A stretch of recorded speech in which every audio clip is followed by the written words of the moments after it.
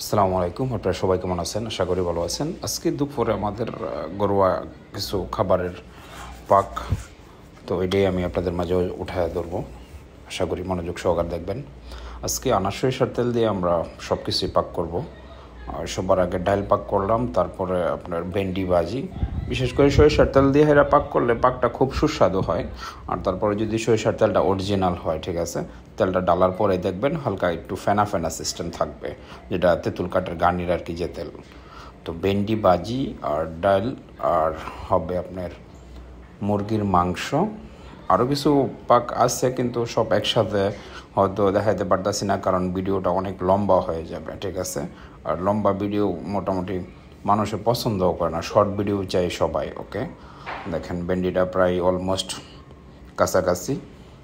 তারপরে আমি আপনাদেরকে দেখাবো মুরগির মাংস। দেখেন